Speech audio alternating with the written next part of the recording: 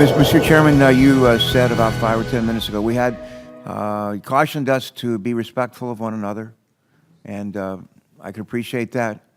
I think most of us try to abide by the golden rule, treat other people the way we'd want to be treated, and I would just ask you today to think, how does this line up with the golden rule? I know that's something that you believe in.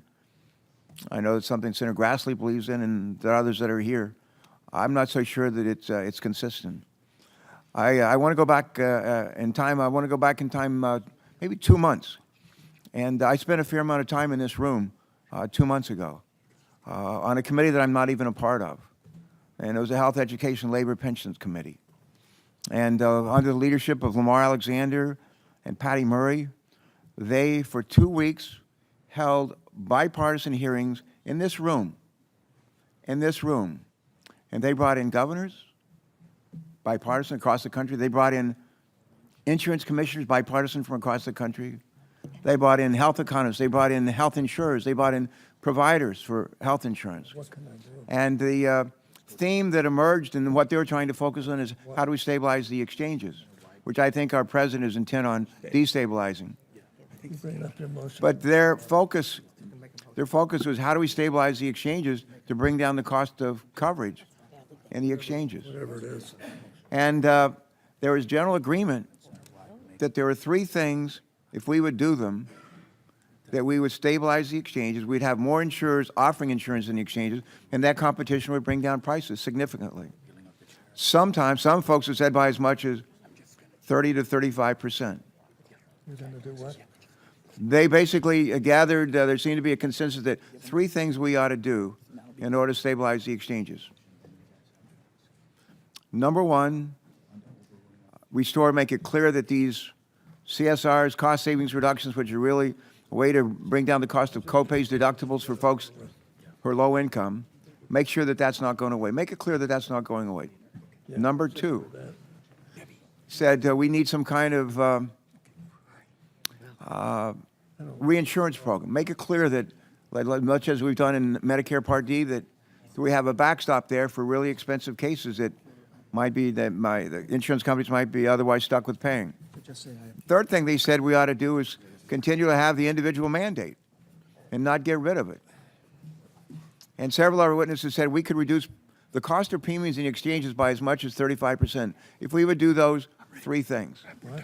If we would do those 3 things. I can't hear you. What? Okay. Mr. Chairman? Yes. I just walked us back in time 2 months. I want to walk us back in time to 1993. In 1993, I was a governor. I was brand new governor of my state. And in 1993, a senator named John Chafee introduced legislation that was reported to this committee. And the legislation that he introduced was actually ideas that were brought to him by the Heritage Commission, as I recall. And those ideas were turned into legislation that was co-sponsored by 23 Republican senators. It was an alternative to Hillary Care. An alternative to Hillary Care. And among those 5 ideas that were introduced in that legislation, that 2 of the finest people on this committee, you, Mr. Chairman, and Senator Grassley, co-sponsored, was legislation that said every state should have an exchange. There should be a sliding scale tax credit to bring down the cost of coverage for low-income people. There should be an individual mandate to make sure that the exchange has a healthy mix of people, young and old, healthy and unhealthy. There should be an employer mandate, and there should be a prohibition that said insurers cannot refuse to cover people with a pre-existing condition. That was a Republican alternative to Hillary Care. In the end, Hillary Care didn't go anywhere, and neither did the legislation that 2 of our colleagues co-sponsored. You had a good idea. That bill was a very good idea. And for the life of me, I don't understand why you've been running away from it. This administration and so many of our colleagues have been running away from it for years. I think this president says he attacks it because it's Obamacare. He thinks Obama had something to do with it. He had nothing to do with it. He had nothing to do with it. It was an effort by this committee to find a bipartisan plan or proposal around which to rally to extend coverage to people who otherwise wouldn't have it. I would just say, Mr. Chairman, if the shoe were on the other foot and something like this were introduced, which really is a major change in the bill, and we asked for, or you asked for like another 24 hours to to think about it and offer amendments, I think we'd probably say yes. That's the way we would treat you. We would put ourselves in your shoes. And I would just urge you to do that today. Give us 24 hours. Treat us the way we would like, probably, hopefully treat you. And let's just move on. This is not the way to develop bipartisan consensus. In fact, if anything, this just diminishes the trust and confidence with one another and takes us in the wrong direction. I urge us not to go there. I'm going to ask you to think about something for just a minute. Yeah, I'm listening. Everybody on this committee, and most of the people in this room and that are watching this, know that in order for the exchanges to be successful, there have to be a good mix in the exchanges of healthy and younger people as well as those who are older and maybe not so healthy. There's more than one way to do this. The individual exchange is one, auto enrollment might be others. They're different ideas. And one of the great things that the Help Committee did 2 months ago is they had a great lineup of witnesses from across the country, from all different walks of life, smart people, informed people, Democrat and Republican, to come in and say, this is how we think the different ways to stabilize the exchange. I would love for us to have a hearing here, or back in our regular hearing room, 215 Dirksen, that just brought in smart people from around the country and said, in addition to the individual mandates, what are some other good ideas that either by themselves or in combination with other ideas could actually get the mix of young people that we need in the exchanges? That would make a lot of sense to me. As my father would say, just use some common sense. And I think that's I've read a letter that came from yesterday. It was dated yesterday. And it came from AHIP, Blue Cross Blue Shield, came from family doctors, came from the AMA, came from American hospitals. And basically, I'm just going to quote what the letter said. It says, repealing the individual mandate without a workable alternative will reduce enrollment, further destabilizing an already fragile individual and small group health insurance market on which more than 10 million Americans rely. That's a quote from their letter. They go on to say in their letter yesterday, it says, there will be serious consequences if Congress simply repeals the mandate while leaving the insurance reforms in place. Millions more will be uninsured or face higher premiums, challenge their ability to access the care they need. Let's work together on solutions that deliver the access, the care, the coverage the American people deserve. I've said before, I'll say it again today, I do not worship at the shrine of the individual mandate.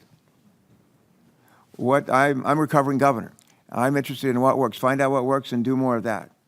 And I know we've heard from our friends on the other side of the aisle that the individual mandate does not help make sure that more young people, healthy people are getting into the exchanges, getting their coverage, to make for a healthy mix of people to insure.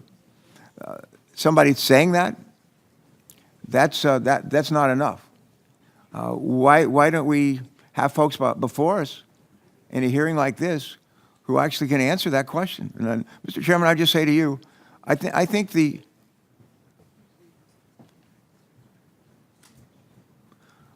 what we need is independent validation. What we need is independent validation. Is the individual mandate the best way to make sure that healthy people, young healthy people are getting coverage in the exchanges? Is there something else that's better? We've never had a hearing on this. The closest hearing that's taken place were 4 of them right here in this room 2 months ago, where everybody agreed that the individual mandate was working. Doctors, insurance companies, health economists, governors, insurance companies, they said it was working. If you get rid of it, make sure you replace it with something even better. And we're talking about getting rid of it. We're not talking about doing anything or replacing it with something that there's reason to believe, aside from people just conjecturing, that there's a better idea out there. Why, Mr. Chairman, why, I think others have asked us before, why don't we have CBO in here to answer these kinds of questions? Why?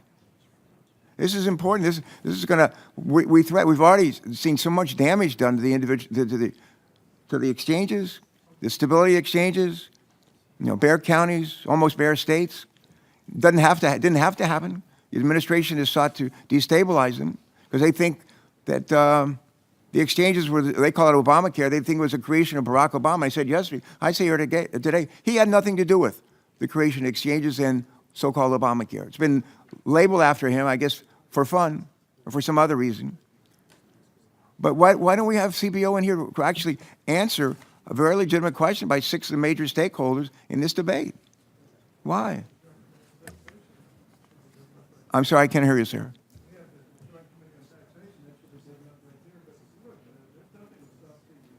I can't hear you, sir.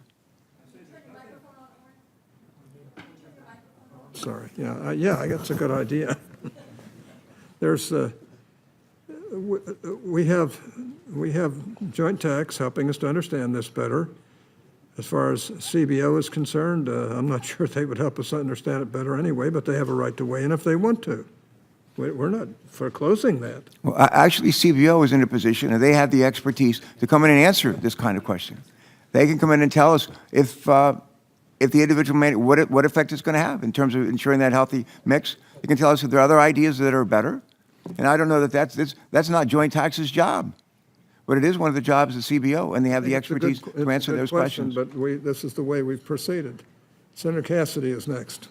Mr. Chairman, I would just say, why isn't CBO here to answer these kinds of questions? I don't get it. We addressed this yesterday, and frankly, we're going to move ahead with what we have, which is, I think, plenty enough. As you know, a friend of mine used to have a saying. He said, "Don't confuse me with the facts." And I think in this case, CBO could provide some interesting facts, and that could either confuse us or actually enlighten us. And I think in this case, it would enlighten us. Well, they can weigh in if they want to.